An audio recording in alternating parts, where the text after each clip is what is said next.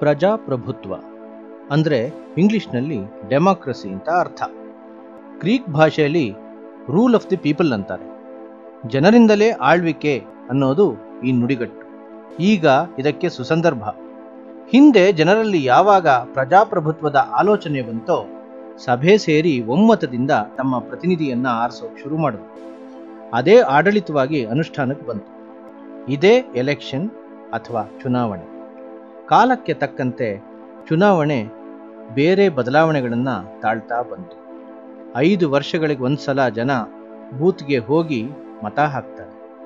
ಹಿಂದಿನಷ್ಟು ಆದರ್ಶ ಜನಪ್ರತಿನಿಧಿಗಳು ಇಲ್ಲ ಅನ್ನೋದು ಸತ್ಯ. ಪೀಠಿಗೆ ಸಾಕು, ಇನ್ನು ವಿಷಯಕ್ಕೆ ಬರೋಣ. ಇನ್ನೇನು ಎಲೆಕ್ಷನ್ ಬರ್ತಿದೆ. ನಮ್ಮ ಕಥೆಯ ಹೀರೋ ತುಡುಗು ಬುದ್ಧಿಯ ಯುವಕ. ಹುಮ್ಮಸ್ಸೇನೋ ಜಾಸ್ತಿ, ಆದರೆ ಮೊಬೈಲ್ನಲ್ಲೇ ಕಳೆದು ಹೋಗ್ತಾನೆ. Gaming master. ಇವನಿಗೆ ಎಲೆಕ್ಷನ್ ಬಗ್ಗೆ ಸ್ವಲ್ಪನೂ ಇಂಟ್ರೆಸ್ಟ್ ಇಲ್ಲ. ಇನ್ನೂ ವೋಟರ್ ಐಡಿ ಕೂಡ ಮಾಡಿಸಿಲ್ಲ. ಮುಂದೆ ಏನಾಗುತ್ತೆ ಅಂತ ನೀವೇ ನೋಡಿ.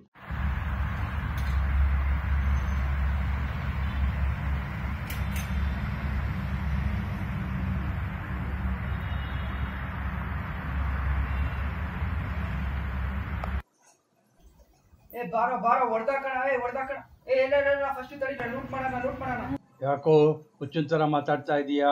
ಕೇಳಿಸಲ್ವೇನೋ? ಅಯ್ಯೋ ಪೇಪರ್ ನನ್ನ ಮಗನೇ, ಯಾವಾಗ್ಲೂ ಅದ್ ಇಯರ್ಫೋನ್ ಕಿವಿಗೆ ಹಾಕೊಂಡು ಮೊಬೈಲ್ನಲ್ಲೇ ಮುಳುಗಿರ್ತೀಯಲ್ಲೋ.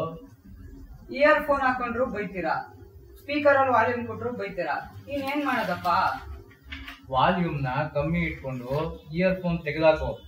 ಅಕ್ಕಪಕ್ಕದಲ್ಲಿ ಏನಾಗ್ತಿದೆ ಅಂತ ಒಂಚೂರು ನೋಡ್ಕೊಂಡು ಇರಪ್ಪ. ಮೊದ್ಲ ದರಿದ್ರದ ಫೋನು, ಅದಾದ್ಮೇಲೆ ಏನೋ ಹೊಸದಾಗ ಪಬ್ಜಿ ಗೇಮ್ ಅಂತೆ. 24 ಗಂಟೆ ಅದ್ರಲ್ಲೇ ಬಿದ್ದೋಗಿರ್ತಾನೆ.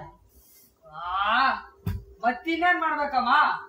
ದಿನ ನ್ಯೂಸ್ ಪೇಪರ್ ಓದಪ್ಪ, ಜನರಲ್ ನಾಲೆಡ್ಜ್ ಇಂಪ್ರೂವ್ ಆಗುತ್ತೆ. ನಾವೆಲ್ಲ ಇನ್ಸ್ಟಾಗ್ರಾಮ್ ಅಲ್ಲೇ ಎಲ್ಲ ತಿಳ್ಕೊತೀವಿ. ಈ ನ್ಯೂಸ್ ಪೇಪರ್ ಎಲ್ಲ ಓದೋದೆಲ್ಲ ಪುರ್ಸತ್ತಿಲ್ಲ. ಒಬ್ಬ ಆಗ್ತದ 24 ಗಂಟೆ ಫೋನಲ್ಲಿ ಮುಳುಗಿರೋ ನೀನು. ಅಮ್ಮ ನಂದು ಹೆಚ್ಚಿದ್ದಾಯ್ತು. ನೀವು ದಿನ ಸೀರಿಯಲ್ ನೋಡಿದಾಗ ನಾನು ಸ್ಮಾರ್ಟ್ ಫೋನ್ ನೋಡ್ತೀನಿ. ಇಲ್ಲಪ್ಪ, ನಿನ್ಗೆ ಈಗಾಗ್ಲೇ 18 ವರ್ಷ ತುಂಬಿತು. ನಿನ್ ವಯಸ್ಸಿನಲ್ಲಿ ನನ್ಗೆ ಎಷ್ಟು ಜವಾಬ್ದಾರಿ ಇತ್ತು ಗೊತ್ತಾ? ನೀನಿನ್ನು ವೋಟರ್ ಐಡಿ ಕೂಡ ಮಾಡಿಸ್ಕೊಂಡಿಲ್ವಲ್ಲೋ? ಏನ್ ಜವಾಬ್ದಾರಿ ಇದೆಯೋ ನಿಮ್ಗೆ? ಚುನಾವಣೆ ಬೇರೆ ನಡೀತಾ ಇದೆ. ನಿಮ್ಗೆ ನಮ್ ಕ್ಷೇತ್ರದಿಂದ ಯಾರು ಸ್ಪರ್ಧಿಸ್ತಾ ಇದಾರೆ ಅದೂ ಗೊತ್ತಿಲ್ಲ, ವೋಟರ್ ಐಡಿ ಇಲ್ಲ, ನಿಮ್ ಹಕ್ಕು ಬಗ್ಗೆನೂ ನಿಮ್ಗೆ ಏನೂ ಗೊತ್ತಿಲ್ಲ. ಅದ್ ಮುಂದೆ ಏನ್ ಮಾಡ್ಕೊಂತಿರೋ, ಹೆಂಗ್ ಜೀವನ ಮಾಡ್ತಿರೋ ನನ್ಗಂತೂ ಗೊತ್ತಿಲ್ಲ ಕಣಪ್ಪ. ನನ್ಗೆ ಪಾಲಿಟಿಕ್ಸ್ ಅಲ್ಲೆಲ್ಲ ಇಂಟ್ರೆಸ್ಟ್ ಇಲ್ಲ. ಯಾರು ನಿಂತ್ರೇನು ಬಿಟ್ರೆ ನನ್ಗೇನ್ ಉಪಯೋಗ? ಅಲ್ಲ ಕಣ ದಡ್ಡ, ನೀನು ಸ್ಕೂಲ್ನಲ್ಲಿ ಕಾಲೇಜ್ನಲ್ಲಿ ಓದಿರೋದು ಇದೇನಾ? ಪ್ರಜಾಪ್ರಭುತ್ವದ ಏಕೈಕ ಶಕ್ತಿ ಮತದಾನದ ಹಕ್ಕು. ಅದು ಗೊತ್ತಿಲ್ವೇನೆಯ ನಿಂಗೆ? ಅವೆಲ್ಲ ಸಿಲೆಬಸ್ ಅಷ್ಟೇ. ಕೆಲವೊಂದು ಎಕ್ಸಾಮ್ಗೆ ನಾಲ್ಕಕ್ಕೆ ಬರಲ್ಲ. ನೀನ್ ಯಾವಾಗ್ಲೂ ಅವಾಗ ಓದಿರೋದು ಇವಾಗ ಕೇಳ್ತಿದ್ದೀರಲ್ಲ ನೀವು. ಸ್ಕೂಲು ಕಾಲೇಜ್ನಲ್ಲಿ ಓದೋದು ಕಲಿಯೋದು ಬರೀ ಎಕ್ಸಾಮ್ ಪಾಸ್ ಮಾಡೋಕ್ಕಲ್ಲಪ್ಪ. ಕಲ್ತದ್ದನ್ನ ನಮ್ಮ ಜೀವನದಲ್ಲಿ ಅಳವಡಿಸ್ಕೊಂಡು ಒಳ್ಳೆ ನಾಗರಿಕನಾಗಬೇಕು ಅಂತ. ತಾತ, ನಿಮ್ ಕಾಲದಲ್ಲಿ ಎಲೆಕ್ಷನ್ ಹೆಂಗ್ ನಡೀತಿತ್ತು? ಅವಾಗ್ಲೂ ಇದೇ ತರದ ರಾಜಕೀಯ ಇತ್ತ? ಈ ತಲೆಮಾರಿನ ರಾಜಕೀಯಕ್ಕೆ ಹೋಲಿಸಿದ್ರೆ ನಮ್ಮ ಕಾಲದಲ್ಲಿ ಎಷ್ಟೋ ಪರವಾಗಿಲ್ಲ ಕಣಪ್ಪ. ನಮ್ಮ ಕ್ಷೇತ್ರದಲ್ಲಿ ನಿಲ್ಲೋ ವ್ಯಕ್ತಿಗಳು ಚಿರಪರಿಚಿತರಾಗಿ ಇರ್ತಿದ್ರು. ಒಳ್ಳೊಳ್ಳೆ ಕೆಲಸ ಮಾಡಿ ತಮ್ಮ ಊರಿನಲ್ಲಿ ಹೆಸರುವಾಸಿ ಆಗಿದ್ರು.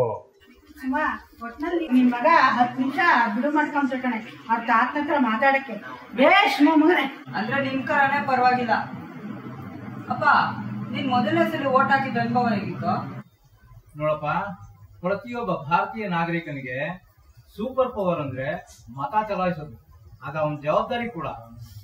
ಹೇಗೆ ಒಂದ್ ಸರ್ಕಾರಕ್ಕೆ 5 ವರ್ಷ ಪವರ್ ಇರುತ್ತೋ ಹಾಗೆ 5 ವರ್ಷಕ್ಕೊಂದ್ಸರಿ ನಾಗರಿಕನಿಗೆ ಪವರ್ ಇರುತ್ತೆ.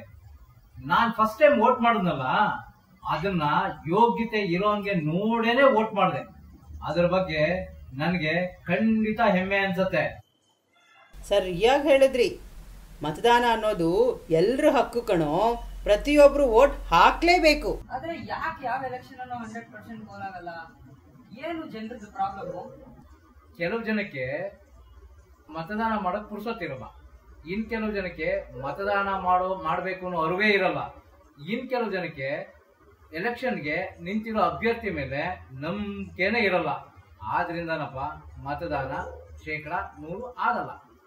ನಾನು ಓದಿರೋ ಹಂಗೆ ನಮ್ಮ ಇಂಡಿಯನ್ ಕಾನ್ಸ್ಟಿಟ್ಯೂಷನ್ ನಲ್ಲಿ ಅದ್ಯಾವ್ದು ಸೆಕ್ಷನ್ 49 ಪ್ರಕಾರ ನೋಟ ಅನ್ನೋ ಒಂದು ಆಪ್ಷನ್ ಇದೆ. ಅಂದ್ರೆ ನನ್ ಆಫ್ ದ ಅಬೋ ಅಂತ, ಅದನ್ನಾದ್ರೂ ಹಾಕ್ಬೋದಲ್ಲ. ಎಲೆಕ್ಷನ್ಗೆ ವೋಟ್ ಮಾಡ್ದಂಗೂ ಆಗುತ್ತೆ, ಎಲೆಕ್ಷನ್ ನಿಂತಿರೋ ಅಭ್ಯರ್ಥಿಗಳ ಯೋಗ್ಯತೆನೂ ತಿಳಿಸ್ದಂಗಾಗುತ್ತೆ. ಕರೆಕ್ಟ್ ಮಗನೆ. ಕೆಲವು ಜನಗಳು ತಾವಂತೂ ವೋಟ್ ಹಾಕಲ್ಲ, ಅವ್ರು ಹಾಗೆ ಅವ್ರು ಹೀಗೆ ಅಂತ ಬರೀ ಗಾಸಿಪ್ ಮಾಡ್ಕೊಂಡು ಒಬ್ರ ಮೇಲೊಬ್ರನ್ನ ಕಾಲೆಳ್ಕೊಂಡು ತಿರ್ಗಾಡೋದಷ್ಟೇ.